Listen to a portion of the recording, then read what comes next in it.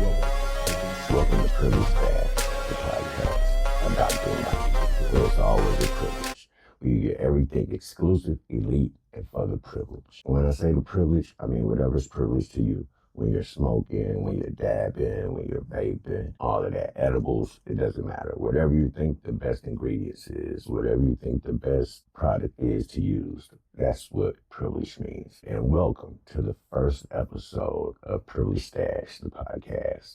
I'm very appreciative that you have chose to join in with us today. I'm DocGreenBody. You can reach me at the.greenbody or PrivilegeStash or PrivilegeStash.ThePodcast. Once again, that's the.greenbody, PrivilegeStash or PrivilegeStash.ThePodcast. Those are the pages that you can reach me at. I've been doing this for about 20 years. I started in like 97. My first plant was ever grown was in my mom's backyard. Unfortunately, due to the maintenance and the people who cut the grass and shit like that, bro, he cut my shit down. I never got to partake in it, but it was very nice. It was very pretty. It was green. It had pink pistils. I couldn't wait for it to bud out to its fruition and just see what it did. You know, that was what really sparked it for me, what got me going into, let me see if I could do this. And then, so what I did is when I moved out of my mom's house into my first apartment, cleared out the coat closet. Well, I ain't have to clear out the coat closet because it was already clear. What I did, I went and got me a shop light, like in a mechanic shop or something like that. I put that up in the closet. I got me some little pots from Home Depot, some dirt from Home Depot, and I ordered some seeds offline at this place called Seabay. People probably really don't know about that place, but it was a tight place where you could get some genetics that you thought were on top and what you thought was great. Also, a great place for seeds back then was, what was his name? Nirvana seeds. I got a lot of stuff from them. That's actually where I got some of the first plants I ever grew, which was my bog seeds. It was like Lifesaver, Blue Moon Rocks, stuff like that. And that was the first grow coat closet that I actually finished. I got some buds. It wasn't all that. It didn't come out the way I think it should have came. It wasn't like no hydro or nothing like that we were smoking back in the day. But it was pretty good. It was good for then, you know what I'm saying? It was 3-4 plants and I had finished, you know what I'm saying? So, and man, I started out on the forums and stuff like that, and the line of the day was like, you finish a harvest, it was a great harvest. So I finished the harvest, and it was a great harvest. But that led to the passion of me just wanting to grow, and do bigger things and stuff like that. 2011, I actually was published in High Times for Pick of the Month. Man, you couldn't stop me after that. After they after they printed a pick of the month or something I grew in the High Times, I was like, I'm the shit, especially in my area where I was from at the time, College Park, Georgia. Bruh, I was like, boom, I can do this. So that really led to, things that I've wanted to do in the cannabis industry. I've done all types of grows, from soil to soilless, hydro, and DWC. The only grow that I haven't really done before was aeroponics and current culture. And if they could find a way, or if there is a way, please let me know for you to grow organically. Either one of those two ways, I would love to know because I would try those two. The others, I just found my way to do it organically and was able to do it. Like DWC, it's nice. It's something where, to me, here in Georgia, you have to do it at the right time because the heat here, it'll have your water all fucked up and shit like that. So, you can do it at a certain time of the year where you can keep your water at the right temperatures and stuff like that for the plant to flourish. And bruh, DWC will bring you some very, very good, healthy plants when you can just get that space. Because of the water and the roots have no restraints, the buds are able to get as big as you want them to, really, and however much, not you want them to, my bad. They'll get as big as the genetics will let them. So yeah, that's just some of the ways that I've grown before. Grown in little boxes, the little grow boxes that used to come in High Times. I built my own, grown in those, from a small 4-plant box to a big, not big, but it was big to be an apartment, a big 8-plant box.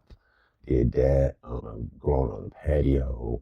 From there, when I was able to move in the house. I've done basements, garages. Also, I was able to move out to Oklahoma for a couple of years. Had like 4 acres out there. Did 2 greenhouses that were like 97 by 30s. Smashed those, put 1,500 plants in those. Had a couple of good plants come up out of there. Nice harvest once or twice. But it's, as far as what I've done, I think that's the biggest thing that I've done is in the greenhouses. Learned a lot about the plant. To me, it's one of the best ways you can grow because it's indoor and outdoor at the same time. You get the sun, but then you get the indoor to keep all pests and, wind and all the type of outside factors at bay as well. So, that's like the biggest type of grow I've done before. And I really wouldn't go knowing what I know now. You don't really need, or I don't need anything bigger than that. But, that's about the biggest I would want to go really and still keep it what I do now as far as I would consider it being small batch, just due to the ways I would section it out with the flavors and stuff like that. But other than that, I had a great time going in those greenhouses I did. But other than that, I've made seeds before. I have my own different flavors that I like to drop and test, and nothing that I put out to the world, but things that I test myself, and I have kept some. And actually, if you know me, one of my biggest flavors or strains is Bice, and that was made by me as well. And that's something I will get into later on in other episodes. But I've done that. I made skin creams, for skin and inflammation, for pain and things like that. Marijuana cream, or cannabis cream that actually has cannabis in it. One way you could get it with or without THC, but it still has cannabis in it. For the creams and the therapy creams and things like that. I also make RSO. Please, please, please. I can't say enough how much you should just research and just look. It's a RSO, which is actually Rick Simpson oil. I call it a Doc's Cannabis Full Spectrum Oil. It's a full spectrum cannabis oil where you just drain or you pull all the THC from the cannabis and just bring it into an oil, and it makes it so medicinal. It has so many medicinal properties for all types of things that I won't go into, but I would like for you, it would be very important if you would just, research it yourself. And if you ever need to just know more information about it or know where you may want to attain some, just contact me. You can reach me, like I said, at DocGreenBody or PrivilegeStash.ThePodcast. And that's on Instagram. PrivilegeStash.ThePodcast is on Facebook and X and YouTube. That's where you'll be able to find me.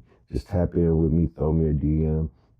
Shoot me a DM and I'll get back with you and let you know about RSO and where you can receive it, where you can receive the cream or anything else in that matter that you might want to find out about. But yeah, my objective to doing a podcast is really the passion of just informing and educating people, especially in this new era of cannabis. I just want to inform people and just let them know about, the best things in cannabis, that it's attainable by everyone. Also, it's inspiration as well. There's a few people that I follow that I try to only follow people that inspire me or, have something to say, or, I do follow the, this and that, pages that do the jokes. But for the most part, I try to follow inspirational people that inspire me to do things. And it's been a couple of people out there that hopefully later on, down the road, I'll be able to get on the show, bring them in, and just let you all know why these people inspire me, or you may know already, or they can show you why they inspire me. But for the most part, that's why. What I will bring to the table, what I hope to bring to the table when it comes to this podcast is everything privilege, exclusively and for the privilege, whether it's the cannabis, whether it's edibles, whether it's a product or anything like that. Because of the direction that the industry is going in these days, as far as like with commercial big box, companies, coming in. You will be able to find any type of thing that you're actually looking for. Will it be good for you? Will be the question when it comes to selecting your cannabis products. That would be the main thing. Also, knowledge of good cannabis. Even though it doesn't always have to be organic, but it's best for the body. So I would like people to have knowledge of cannabis. Also, just there's so many varieties of cannabis that I think people don't realize of. Like, as many people that are in the world, there's almost as many strands, if not as many strands, including ones commercially, ones above board, ones below board, things people have stashed in their drawers, in their closets, in their shoe boxes, in their seed catalog, things of that nature. It's so many varieties when it comes to cannabis, and I think people really don't know, which causes people to, do other things and add things to cannabis that shouldn't be, and just distort it and take it away from what the plant should actually be or be about. Also, one of my objectives and what I would like to bring to the game is people, a variety of companies that people trust, companies that you can go to, people that you can go to, that you know that they're going to have a nice, clean, official product. That's actually worthy of being privileged to the people. And like I said before, everybody should be able to be attained or should be able to attain, a privileged product. And it shouldn't be priced, say, out of your reach. I mean, there are high prices for good cannabis. It is not cheap, but it's good for you. It's good for you. And it's what you need. And if you smoke as much as I do, putting something in your body, you want to know that it's official. So that's what I want to bring to the table. Worthy companies in a sense of community. A sense of community brought back to the industry where people can rub shoulders without hating. It's enough for everybody. It's enough strands for everybody. It's enough candies for everybody. It's enough bags for everybody. It's enough money for everybody. All you have to do is just stick to what you do. Stick to your lane. One thing I like to say is that if you have a product or service and you're promoting it correctly, there's a million people for everybody. Just by the amount of people in the world. And all you need to do is just tap into that particular person or those particular people, or as they say, find your tribe, and it can be lucrative. But with me, it's not a monetary drive. The only thing that really drives me when it comes to the cannabis industry is the plant itself and everything that it can. And there's haven't been too many things that I found that it really can't do. So I just love the plant. It teaches me a lot about people as well, and how to actually,